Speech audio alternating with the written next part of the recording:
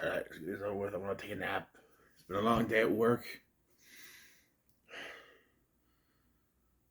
Welcome back to the Shudder Horror Weekend. We're going to talk about a movie called Mute Witness from 1995. Not 93, like I originally thought, 95. Although I think it was filmed in 93, released in 95. And one particular cameo was actually filmed in 1985 and sat on a shelf until the director, Anthony Waller, was ready to put it in a film. In 1985, Anthony Waller, ready to make his first film, convinced Alec Guinness, Obi-Wan Kenobi, to film a cameo for his first film. Guinness said he'd do it as long as he was not credited. So he's in the credits, he's down as mystery guest star. I would have just put himself, the Reaper, as himself. Yeah. And then Waller then spent time trying to mold the movie around this cameo. Yeah.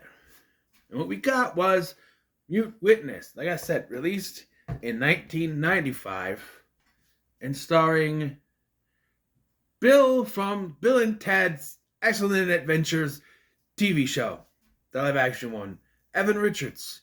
And just a heads up, he's one of the stars. It's really... So the plot of this movie is that there's a film crew filming a movie in Russia, and the sister of the director's girlfriend, her name is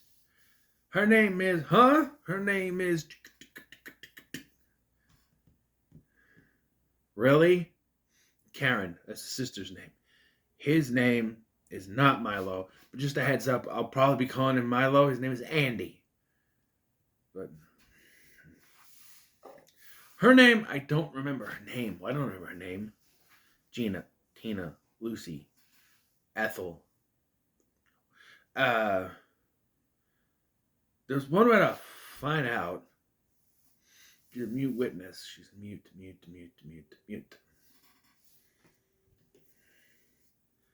One way to find out. Hold on. Billy. Her name is Billy. That's right. Spelled Billy, which is how a guy spells it. If it's a woman, it should be Billie. But for some reason, they spelled it like a guy spells it.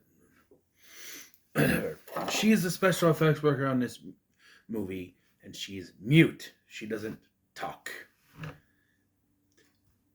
Which is one thing. I'm not trying to be insensitive by any means, but I've never understood how that works. You're just not able to speak, period. Because I understand deafness and blindness, but if you're a mute, like I've seen movies and TV shows where someone is mute due to it's like something traumatic happened and they've been mute ever since. That is never brought up here that something traumatic happened. She's just mute and it's never really explained. So the main character of this movie is mute witness, right? She's mute. She doesn't talk. So when something happens, like she witnesses a murder, a snuff film, if you will, being filmed, then she has to communicate, doing all the sign language stuff to her sister, who's the only one who can understand her. You tell me Russia. Well, I guess if Russia has someone who understands sign language, it's probably Russian sign language now, wouldn't it? Yes, the film takes place in Russia. Originally, Waller wanted it to take place in Chicago, which makes sense with the gang thing, but found it would take 4 times the amount of the budget that they had to do it. So, no, they went to Moscow, so it's cheaper. And, yeah. So, yeah, I first found this. It's one of those hidden gems, and it's one of those where like this director is so good. Waller, this is really good. Well done. Why didn't he do more? Well, you see, his next film was American Werewolf in Paris. Yep, and he only did like a couple more films after that. So that's why it didn't work out. American Werewolf in Paris, which I don't think is as terrible as people. The only thing really bad about that movie is the CGI werewolves. I think the plot is fine. I actually laughed at the scene where he blows the like one bulb as a Gundam. I don't mind that movie. The original is far, far, far superior, but you know, but yeah, that's why he didn't get to do much. And yes, I have a very hard time. You'd think, oh, Evan Richards. Do you think you'd call him Bill? Well, no, because that's Alex. Uh, Alex Vincent, Alex Winter. It's too many Alexes. That's Alex Winter. So I call him Milo because that's his character from Society. So even though his name is Andy and his girlfriend constantly yells at him, Andy, Andy, Andy, I'm just, whenever he does something stupid, I'm like, oh, come on, Milo. Not Milo. He's Milo. I first came across this movie, because like I said, it's a hidden gem, on the Last Drive-In with Joe Bob Briggs about a couple months ago. Yeah. Survival Night. It was a double feature with this and a slasher film called The Final Terror. Stay tuned. So I watched it that night. I couldn't remember how the movie ended because I had a little too many drinkies that night, and yeah, my attention span was not with the movie. Though I remember more about The Final Terror, even though I was even arguably more too many drinkies at that point. But I remember more plot points from that. I remember Joey Pants was in that movie, and it's basically ripping off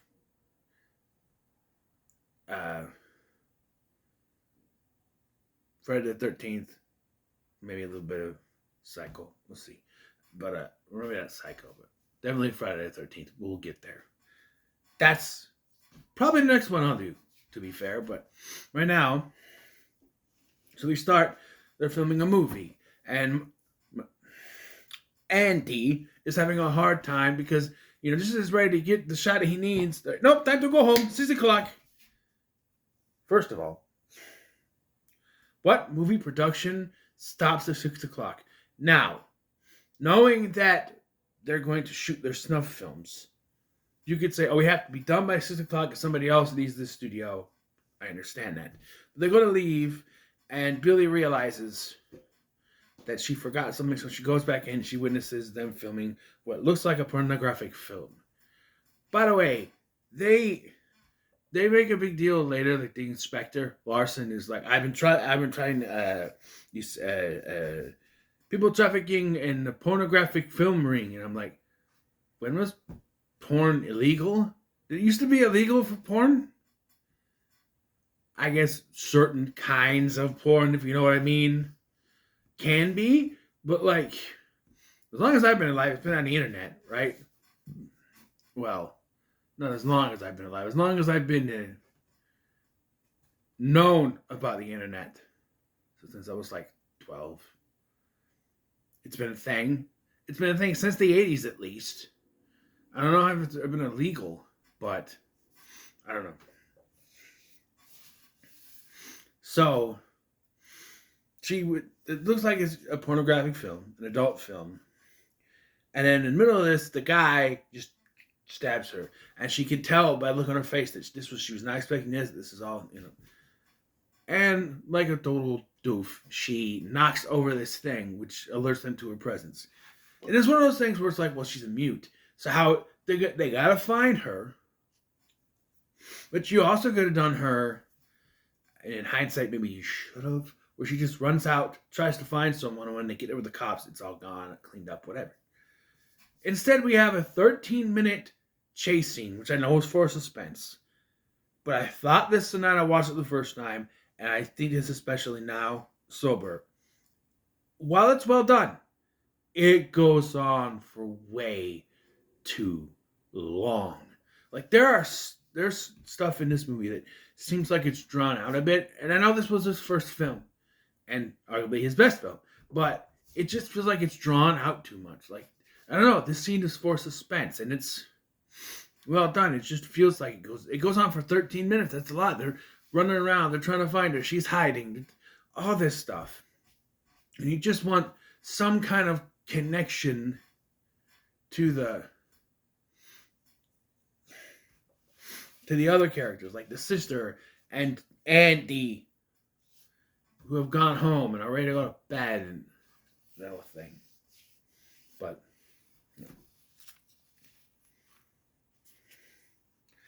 eventually they show up.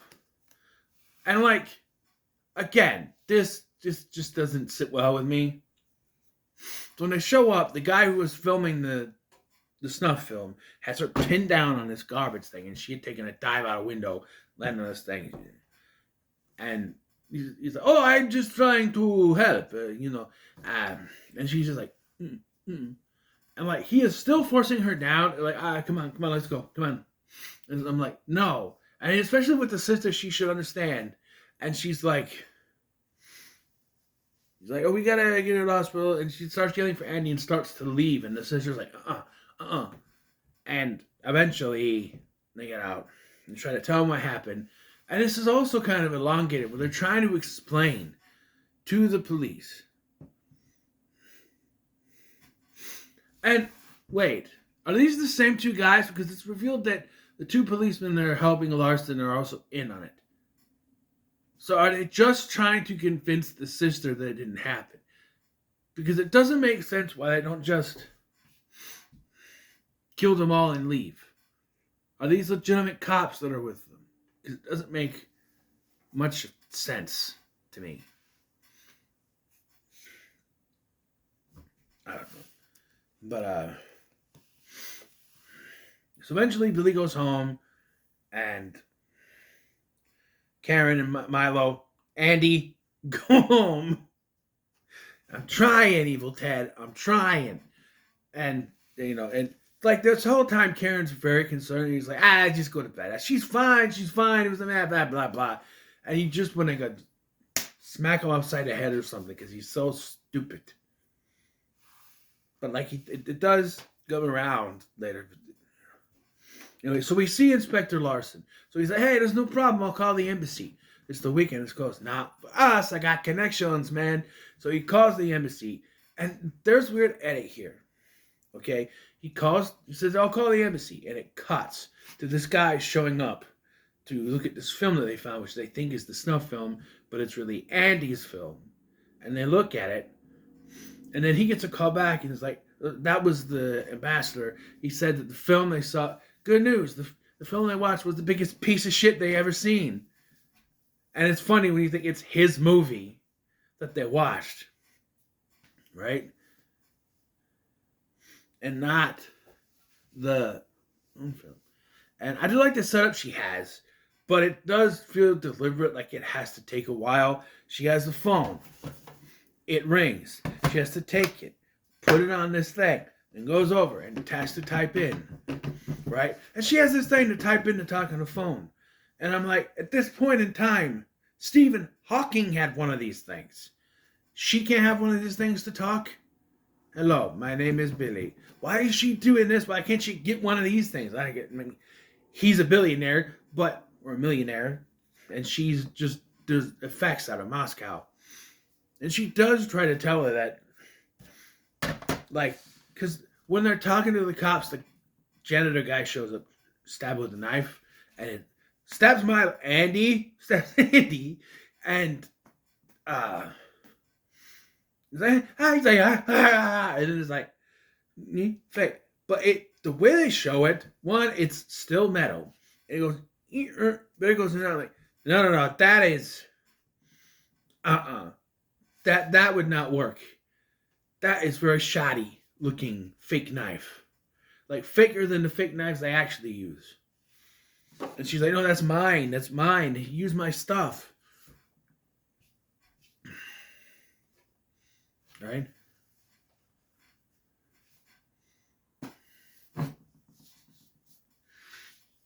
But so yeah, she's got the setup. She gets a phone call, It's at this point that the Reaper has told them that they have to make sure there is no witnesses, and she doesn't tell anyone else, so they have to go. She gets a phone call. No one answers. And then uh, she goes into the shower. She goes into the bathtub. And we get a scene which is actually well done, but again, it's one of those things where it's like, what are we doing? Because she's laying in there. I like to do this in the bathtub with the pool. I put my head in, but leave this above the water and just kind of lay there. And she listens to the water drop and she hears the noise. And then the phone goes off. She comes out, it's her sister. We get tits.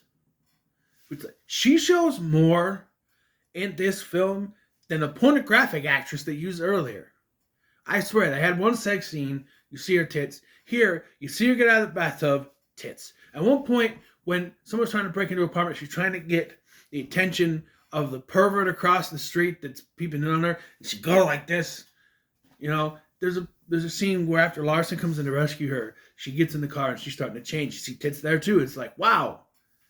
It's never the main actress in a movie that shows as much.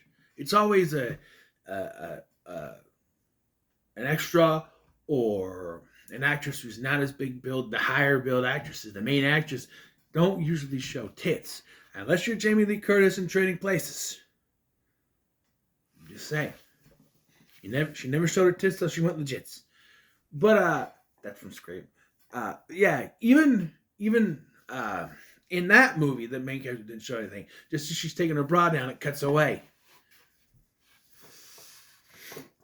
And little 10-year-old me thinking I was going to get away with something, and they cut away, and it's like, ugh. How quickly would my mom have turned the channel, though, if they did show something? I remember that they were watching a Steven Seagal movie on TNT, and it started to get a little bit racy, and my grandma changed the channel. TNT! I don't know. Still forgot what movie that was, by the way. Anyway, yeah, so she shows more. And like I said, this is where Larson's introduced when that ambassador guy shows up. So, I call him the janitor guy. I don't know. He showed up. He killed the actual janitor. He shows up. Like, so she's on the phone with her sister. I keep doing this because that's the thing. The doorbell rings. And the party's here, cranking up the cigar like it's New Year. Walking around the house like, who's mad? No. Doorbell rings. And the sister's like, don't answer that. Duh. She looks through the peephole and there's no one there. Okay, go back to your phone call now. But this is one of those times where people look at, horror movies. They have to make bad decisions. Sometimes they do right bad decisions. Like the whole last act of Superhost. Everything is bad decisions. But it is at this point that they decide, because they hear the noise, he's trying to break through. We're going to go over, we'll come over. She can't hear him. And when she finally gets to the phone, they've hung up. She types in, Karen, call the police. And she's already gone. So, yeah. And this thing is that in here, she has headphones on that she's able to hear. And it's... The guy gets in. Eventually the other guy, the director guy, shows up too. But she electrocutes his ass. They have a fight. She actually holds her own. Knocks him into the tub. Throws the hairdryer in there. Electrocutes his ass. I don't think we need the cartoonish looking electricity things. That's a little too much for me, but, you have to show that he's electrocuted, I guess. But the other guy is there, and this is where Larson shows up just in time to save her.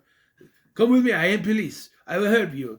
And he's like, get your clothes. She has to put them on. No, not here. In the car. We have to go now. And so they go. And then Karen and Andy show up after a while. To find the place ransacked.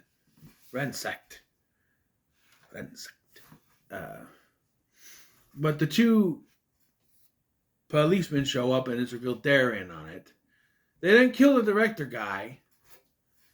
Well, they show up and they kill the director guy, and when they come in, when Karen and Andy show up, then they're like, hey, no, we didn't, right?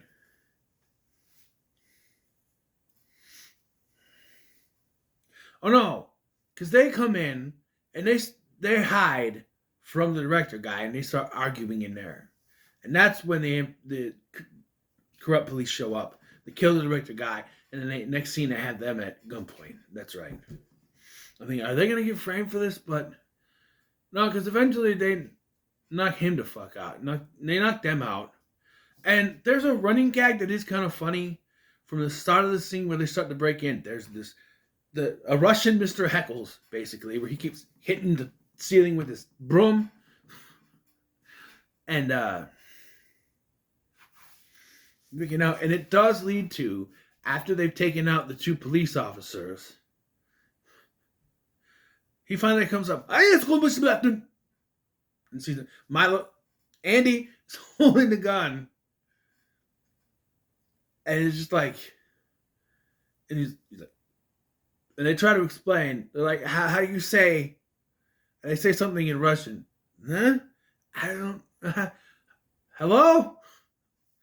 And they run off. So the whole thing is that there's this diskette, which we here call a floppy in America, floppy disk, or diskette as they call it, that it contains files that they need. So for some reason, she starts to suspect he's not who he says he is. He says, I work undercover. He thinks he can trust me. And that's where she's like, maybe I don't trust you. But she runs off only to then have to get back in when someone else tries to attack her. And then they go back to the studio because she remembers that the diskette, they think she has the diskette, or the floppy disk, whatever. It was in the actress's purse. And she remembers that when she knocked over the thing, it flew out, went underneath the thing. So they went and they find it. And it looks as if the cop is actually in on it. Oh, no. And they want him to shoot her. But he shoots the other guy. He beats the other guy upside the head. Actually, he beats him upside the head. Knocks him unconscious. Because he's really is a cop. But then there becomes confusion.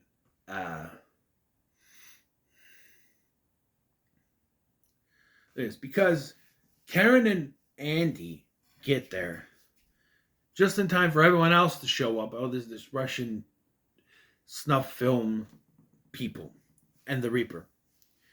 And we get a shot of Billy running out and like, shoot her.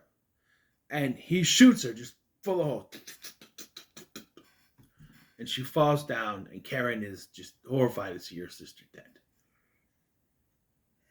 And he I have the diskette. They weren't tortillas. And Reaper just nods his head and leaves. Right?